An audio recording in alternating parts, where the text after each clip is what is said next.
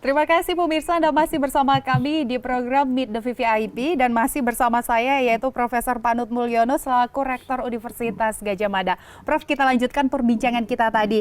Ya Prof, kita tahu ini bahwa UGM adalah salah satu universitas yang saat ini tengah mengembangkan mesin Jinos.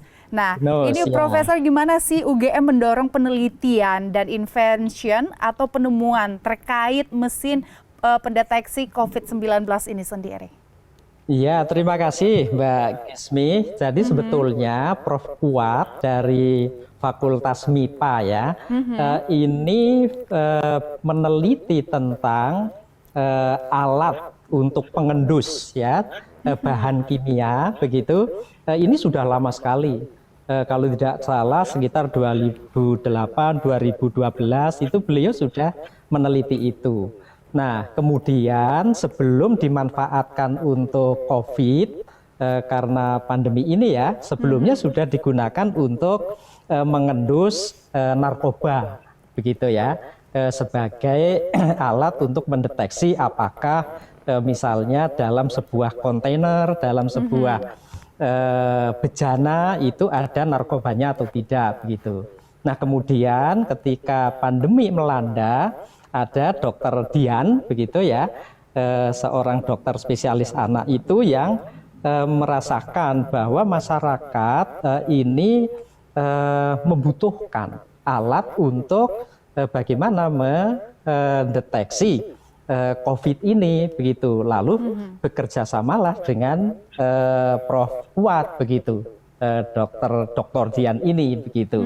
Lalu digunakanlah hasil-hasil penelitian Prof Kuat untuk mendeteksi apakah seseorang terinfeksi COVID-19 atau tidak, begitu Mbak kira-kira. Berarti awalnya memang untuk mendeteksi narkoba ya Prof, baru mengalami perkembangan karena pandemi, akhirnya dilakukan untuk mengendus, untuk mendeteksi virus COVID-19, seperti itu ya Prof ya? Iya, sebetulnya bukan virusnya Mbak yang dideteksi ya, tetapi adalah zat kimia mudah menguap atau volatil organic compound yang dihasilkan dari adanya virus di dalam tubuh seseorang, itu yang dideteksi oleh sensor yang ada di Jinos ini, begitu.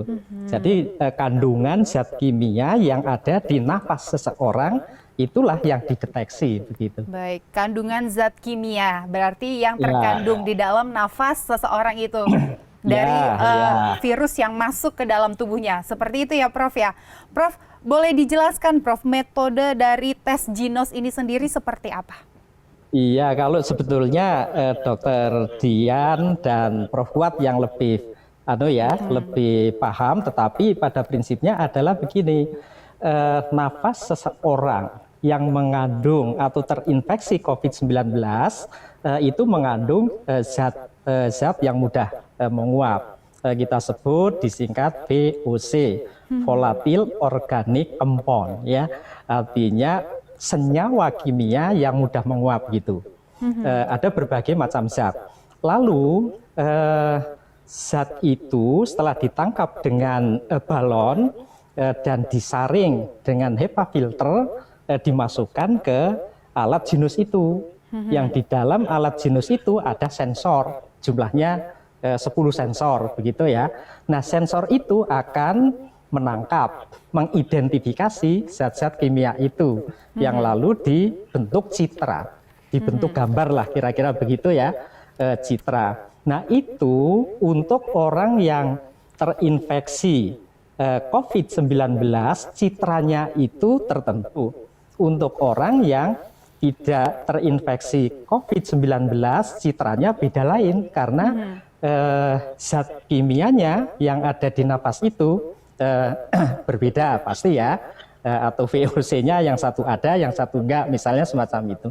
Nah, lalu dengan dua citra yang berbeda itu terus alat itu bisa membedakan, oh kalau citranya semacam ini berarti ini ada COVID-nya, kalau citranya semacam ini tidak ada virus COVID-nya. Kira-kira semacam itulah anunya, apa secara sederhananya. Ya, baik. Prof, ini sebenarnya kalau untuk Jinos ini, Jinos kan sebenarnya saat ini sudah dipakai di beberapa stasiun saat ini. Ya, Dan ini betul. seberapa akurat sih, Prof, mesin dari Jinos ini sendiri untuk mendeteksi kandungan dari virus COVID-19 itu di dalam tubuh manusia?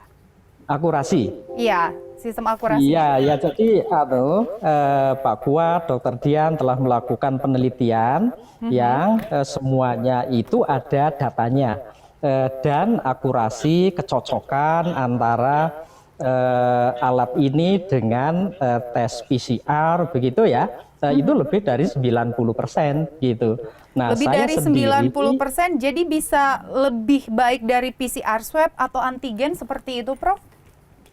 ya, prinsipnya kalau kita bandingkan kecocokan antara hasil tes PCR ya dengan hasil tes dengan Jinos ini itu akurasinya lebih dari 90% dari data yang diperoleh dari penelitian Pak Kuat dan ini Dr. Dian. Kedepannya, apakah hasil dari Jinos itu bisa digunakan untuk misalnya kita melakukan penerbangan atau keluar kota? Kan selama ini peraturannya kita harus menggunakan swab antigen atau hasil dari PCR yang lebih akurasinya lebih tinggi katanya seperti itu. Sedangkan ini Jinos sendiri, Prof bilang udah tingkat akurasinya 90%, di atas 90%. Ya, kalau harapan saya itu tentu ya, artinya bahwa Jinos sebagai salah satu alat begitu. Artinya bukan meniadakan yang lain, tetapi merupakan pilihan bagi masyarakat yang mau menggunakan begitu. Karena ini sesuatu yang sudah secara ilmiah dilakukan riset, sudah terbukti begitu ya. Sehingga harapannya ya bisa dimanfaatkan di area-area publik begitu agar masyarakat punya pilihan gitu. Lalu bagaimana dengan sistem fabrikasi massal Jinos, Prof? Apakah sudah ada hak paten dan SNI sudah diurus, Prof? Ya, begini Mbak, kalau saat ini produksi massal sedang berjalan begitu ya. Untuk patennya kita telah memperolehnya paten. SNI memang belum ya, tetapi sebelum kita memperoleh izin edar, kita telah lolos uji fungsi dari Balai